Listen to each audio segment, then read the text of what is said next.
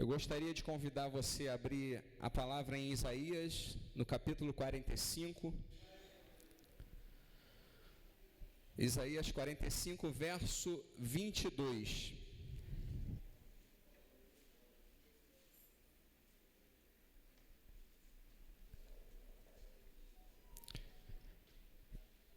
Quem achou, dá graças a Deus aí. Amém. Então vamos lá. Isaías 45, 22. Olhai para mim e sede salvos, vós todos os limites da terra, porque eu sou Deus e não há outro. Olhai para mim e sede salvos, vós todos os limites da terra, porque eu sou Deus e não há outro. Capítulo 45 de Isaías apresenta Ciro, fala sobre Ciro, o libertador, e aponta para o nosso Senhor e Salvador Jesus Cristo, que é também o libertador da humanidade, o Salvador, o Senhor de toda a humanidade, ou de todos aqueles que creem em seu nome. No capítulo 45 a gente vai ver, as Escrituras nos apresentam um Deus que vai adiante. Verso 2 fala, eu irei adiante, ou seja, um Deus que vai à frente do seu povo.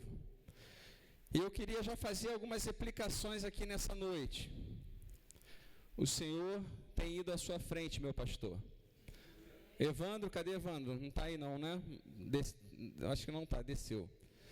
Mas o Senhor tem ido à sua frente também, Evandro e família, né? Deus vai à nossa frente. E endireitarei, ou seja, um Deus que vai à nossa frente, e é um Deus que também endireita os nossos caminhos. Um Deus que está pronto a nos ajudar, a consertar, a trabalhar em nós aquilo que precisa ser trabalhado, a mexer na nossa vida de maneira que a gente vai ser transformado, ou vamos sendo transformados, à maneira que vamos caminhando com Ele. Mas para isso nós precisamos deixá-lo agir em nossas vidas. Um Deus também que quebra as portas de bronze. É um Deus também que quebra, né, e despedaça ali todas as trancas de ferro, ou seja, não há nada que possa ou tente, né, te parar e consiga. Porque quando a gente está diante de uma grande dificuldade ou uma porta fechada, quando Deus tem um propósito de colocar lá ou de fazer você atravessar, pode se levantar o que for, Deus vai fazer. Ainda que seja preciso Ele quebrar, Ele despedaçar, Ele vai agir para nos abençoar. É um Deus que vai na nossa frente, é um Deus que endireita, é um Deus que quebra, é um Deus que despedaça, é um Deus que cria. Um Deus que forma. Às vezes, a gente precisa de algo que humanamente se apresenta como impossível, ou não tem mais jeito, ou não tem mais vaga, né? Acontece muito isso, a gente ouve falar testemunhos, mas não tem mais vaga, fulano passou no concurso, mas tinha ali um número, e ele passou e ficou para a segunda, para repescagem. Aí sabe o que vai acontecendo? Um monte vai ficando reprovado, vai ficando e vai chamando até você entrar. É um Deus que cria a possibilidade, é o Deus que cria, que abre a porta para abençoar a sua vida. E esse Deus, no capítulo 45 de Isaías, no verso 22, ele nos faz um convite. Ele nos chama a atenção para algo muito importante. E ele diz: olhai para mim e sede salvos. Estava estudando sobre história, né? Da igreja, vendo alguns homens que em suas épocas tiveram assim muita presença de Deus, muita coragem também, e impactaram a sua geração. Deus mudou o ambiente, mudou cidades, Deus mudou países por causa de homens que entenderam o chamado, que olharam para o Senhor e falaram: Senhor, conta comigo. Conta comigo. Diz a tradição, a história, né? Que no século XIX, na Inglaterra, nasce um menino, e esse menino cresce, é ensinado pelos seus avós, gosta de ler, começa a ler, desenvolver leitura, e tem uma habilidade muito grande para expor sermões, para entender e para passar, porque nem todo mundo consegue, né? Isso tem que ter muita chamado mesmo, vocação e treinamento, né? Porque às vezes a pessoa é boa de conhecimento, conhece bastante, mas não consegue passar. E aí, esse rapaz, num determinado momento da vida dele, ele se vê num período de grande conflito. Aproximadamente 16 anos ele tinha, um adolescente. Agora que eu lembrei, idade do meu filho, né? Ele se encontrava num grande conflito, com muitas dúvidas, pastor. E ele entendeu que ele era um pecador. E colocou até mesmo a sua fé em xeque, num determinado período. Porque ele estava ouvindo acerca da palavra, e a palavra, ela exorta, ela edifica, mas ela também traz conforto para a nossa alma. Se você está ouvindo só palavra de exortação, ou do altar só vem chicote, exortação, sai fora. Para de ouvir isso. Vendo vídeo só de pregador que bate, sai fora. A palavra, ela exorta, edifica a sua vida, mas também traz conforto para a tua alma e para a minha também. E esse jovem estava em conflito porque ele entendeu que ele era pecador e aquilo estava remoendo dentro dele. Foi quando ele foi para a sua igreja, num determinado momento, e segundo o historiador lá, disse que o pregador da noite não foi. E aí Deus levanta um comerciante da época, que era membro lá, simples, um sapateiro, e esse sapateiro abre as escrituras em Isaías 45, 22. O texto que nós lemos: olhai para mim e sede salvos, disse aquele simples pregador, se eu posso dizer assim, né? E aquela palavra entrou no coração daquele rapaz. E ele entendeu que ele precisava olhar para o Senhor.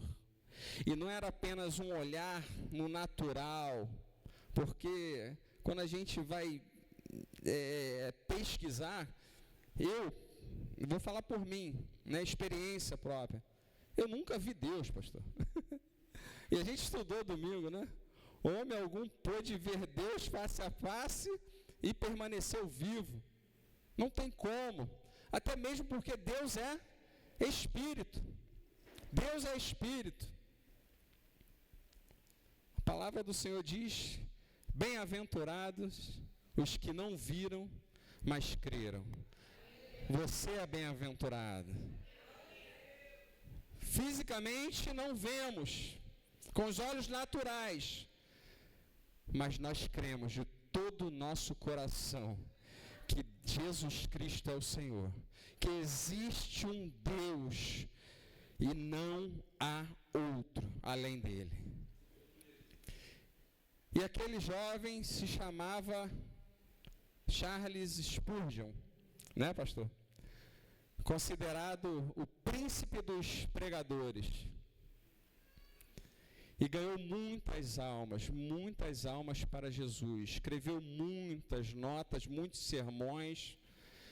E foi um homem muito usado por Deus, porque ele entendeu, ele viu a sua condição de errante ali, de longe do Senhor, mas entendeu que ele precisava olhar para o Senhor, ou seja, ele precisava entregar a sua vida, se derramar na presença de Deus, confiar no Senhor. O olhar para mim aqui é confiar em mim. O Senhor está falando, entrega para mim a tua vida, entrega, confia, crê de todo o teu coração em mim, e você vai ser salvo. Salvação nas Escrituras, a palavra salvação, ela tem muitas outras palavras que derivam dela. Salvação pode ser uma cura, salvação pode ser a restauração, pode ser libertação, né? No grego, a palavra sotéria, né, vem da doutrina da salvação, soterologia, quando a gente estuda a doutrina da salvação. Mas sotéria significa, pode representar cura, libertação, Deus preservar e Deus salvar a alma também. Então é uma palavra que tem muitas outras palavras derivadas, que derivam dela. Ou seja, a salvação do Senhor para as nossas vidas é completa. Deus, Ele pode curar, Deus, Ele pode restaurar, Deus, Ele pode libertar. Nós precisamos continuar o quê? Olhando firmemente para Ele. Hebreus capítulo 12 fala, olhando firmemente para Jesus, autor e consumador da fé. Meu pastor, família pastoral, Evandro, família, meus irmãos, meu querido vereador, seu irmão, sua família, conheço mais o Rony. Continue olhando para o Senhor. Quando o fardo estiver pesado, quando as lutas, né, estiverem duras, quando as batalhas, né, o pentecostal fala, batalha travada né, nessa terra. E quando a batalha estiver travada nessa terra, Caliana, eu sou pipe agora, sou batistão. Estou brincando, pastor. Eu falei casamento, eu estou agora batistão, sou batistão. Agora... Glória a Deus, eu creio nos mistérios de Deus, eu creio igual também o pastor crê também. Aquela coisa de ovelhinha negra, né, pastor? Mas quando a batalha estiver travada, quando as ondas do mar estiverem açoitando o seu barco, quando o vento estiver soprando contra, lembre-se do que diz a palavra. O convite do Senhor é para você olhar para Ele. Olhai para mim e sedes salvos. Mateus capítulo 14, verso 28, para a gente fechar essa breve reflexão, fala acerca daquela experiência abençoada que os discípulos tiveram com o Senhor ali no mar da Galileia. Jesus está despedindo do povo, né? Depois de ministrar na beira do mar ali, ele manda os discípulos irem para o mar no barco e ele despede a multidão e ele vai para o monte orar. Ele sai à parte para orar.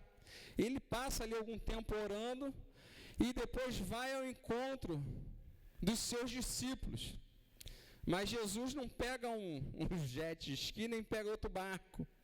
Jesus vai de uma maneira extraordinária. E para eles, até e para nós também, né? Assustadora. Diz a palavra que era a partir de 3 horas da manhã, aproximadamente, 3, 4, 5 da madrugada, no mar, o vento estava açoitando o barco, o mar estava agitado, e Jesus vem andando por cima, obrigado, cadê? Mateus 14, 24.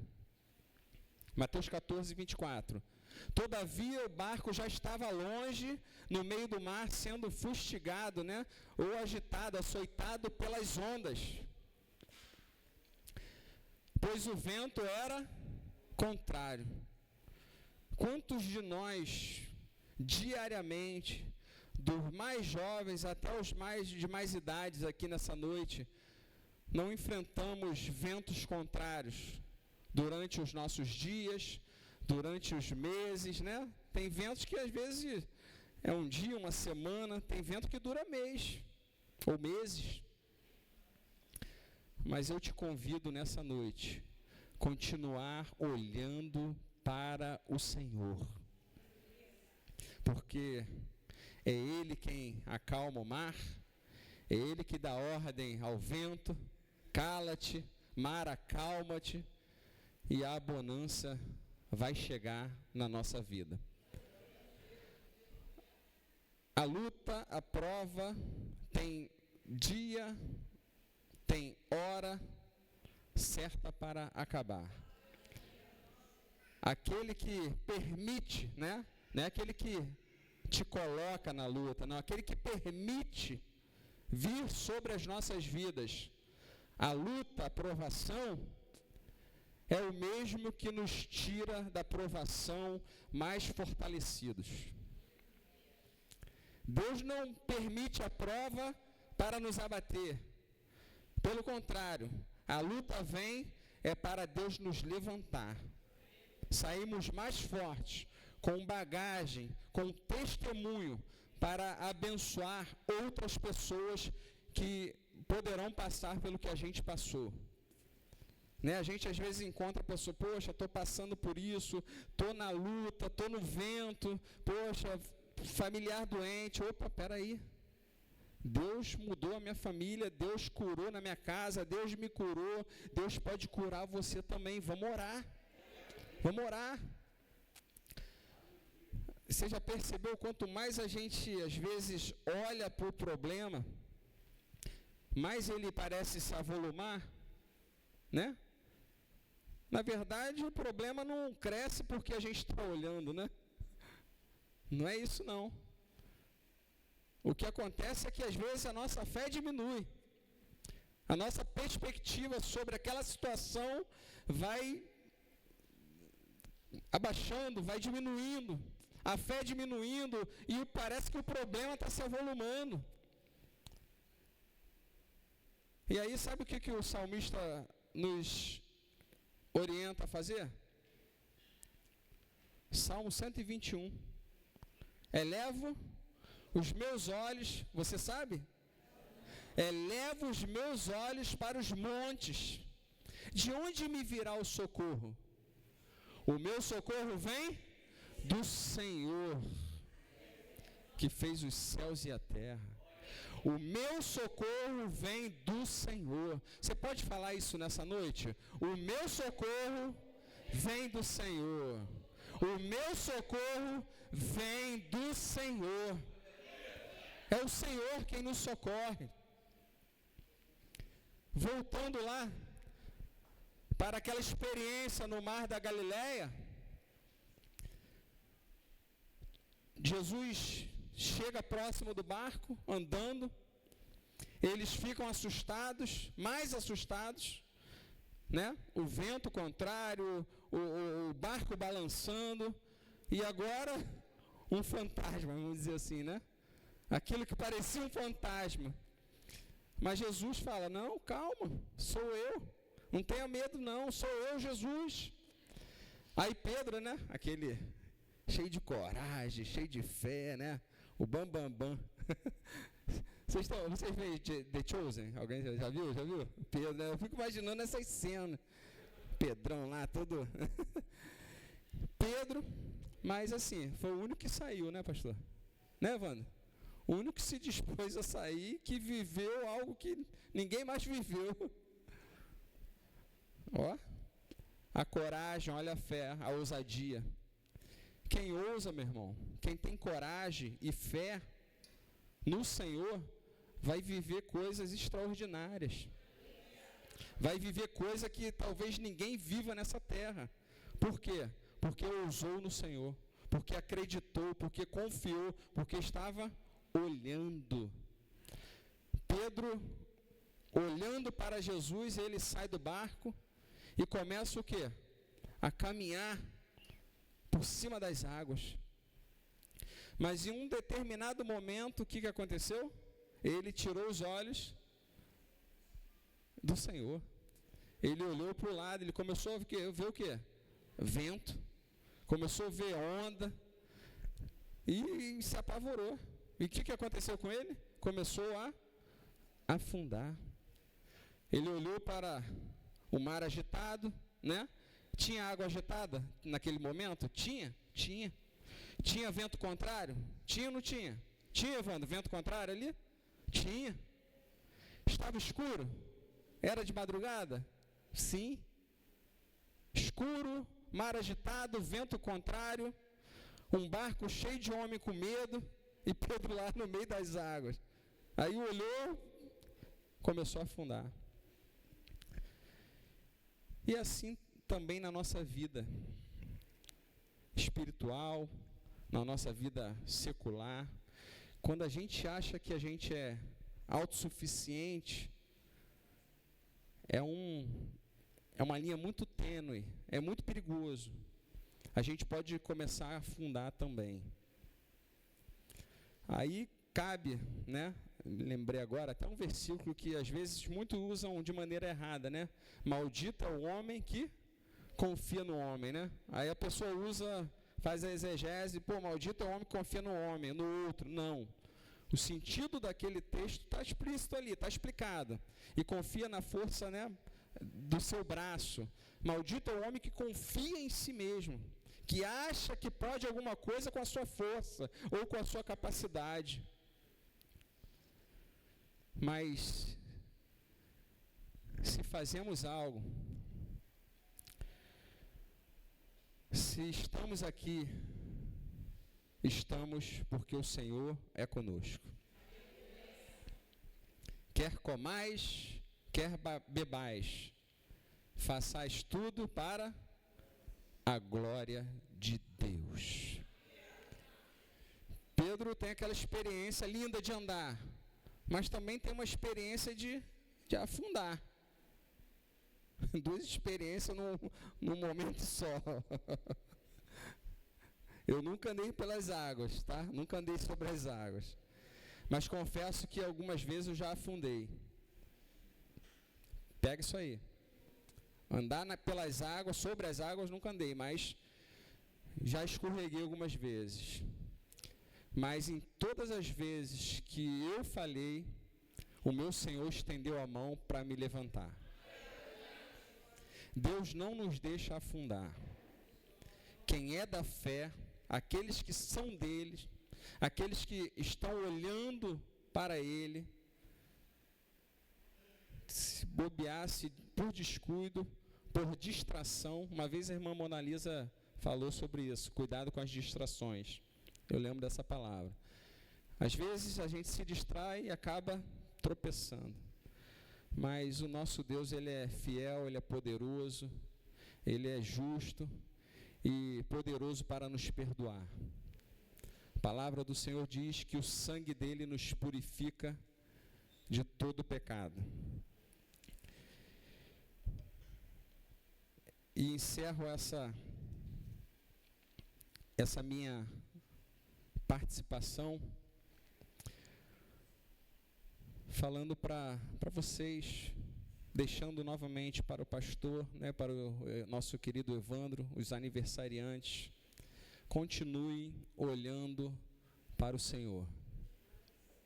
Olhem para o Senhor, porque Ele é o modelo perfeito. O irmão Weber não é o modelo perfeito. O pastor é o modelo perfeito? Para a igreja é o modelo perfeito? É o modelo, mas porque o pastor está olhando para Jesus. É o que o apóstolo Paulo ensina para a gente. Sede meus imitadores, como eu sou de Cristo. Ou seja, enquanto eu estiver seguindo os passos do Mestre, enquanto eu estiver ali olhando para Jesus, seguindo Jesus, eu sou exemplo para vocês. Mas o dia que eu deixar de seguir o exemplo do Mestre, a pessoa não é mais um bom exemplo para ninguém. Então, o modelo perfeito é Cristo, né, irmã Célia? Tia Célia. Que Deus abençoe, que Deus continue abençoando a PIB em Jardim Meriti, a nossa igreja, né? Fala PIB, né? Parece que eu não sou daqui, né? A nossa igreja, continue abençoando a gente. Nosso pastor, nossa família pastoral, nosso irmãozão Evandro e toda a sua família. Mãezona também. Deus abençoe.